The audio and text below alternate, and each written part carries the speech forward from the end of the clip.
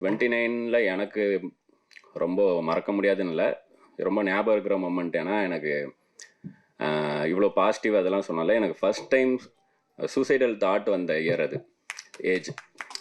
அங்கே இருந்தால் அதுலேருந்து தான் நான் பாசிட்டிவ் ஆனேன். ஏன்னா எல்லாருக்கும் தெரியும், அது வரைக்கும் நான் வந்து நான் சினிமாவில் டைரக்டர் ஆகணும்னு முடிவு பண்ணி ஹெச்சிஎல்ல வேலையை விட்டு வந்தேன். வந்து சாலிடாக 12 இயர்ஸ் ஆச்சு நான் டேரக்டர்னு ஸ்க்ரீனில் பார்க்க. அப்போ தான் இந்த 29 நெருங்கும் போது வீட்டில் கல்யாண ப்ரெஷர். அதாவது அதான் 29லேருந்து 30 தொட்டோன்னா ஜாதகம் ரிஜெக்ட் ஆகும், அப்ளிகேஷன் ஃபார்ம் ரிஜெக்ட் ஆகும். இப்போல்லாம் இளைஞர்கள் படம் பண்ண வந்துட்டாங்க அப்படின்னு சொல்லிட்டு ஸ்கிரிப்ட் ரிஜெக்ட் ஆகும். இந்த மாதிரி என்னோட 29ல் வந்து நான் ஒரு ஷார்ட் ஃபிலிம் பண்ணியிருந்தேன் மதுன்ட்டு.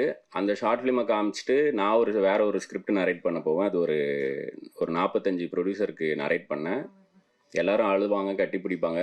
அதுக்கப்புறமா இதை ஏன் ஃபஸ்ட் படமாக பண்ணோம், உங்களுக்கு மது மாதிரி ஷார்ட் ஃபிலிம் வந்து நீங்கள் படுத்துக்கிட்டே லெஃப்ட் ஹேண்டில் எழுதிடலாம், ஜாலியாக சிரிச்சுட்டு எல்லாரும் பார்க்குற மாதிரி ஒரு படம் பண்ணுங்கன்னு சொன்னாங்க. அதை ஒரு 45 பேர் சொன்னாங்க.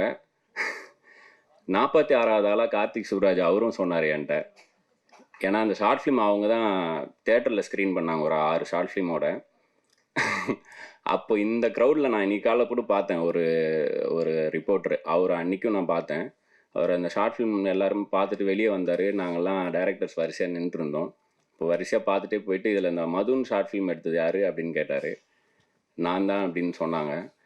இவன் டைரக்டர் ஆவான் அப்படின்னு போயிட்டார்.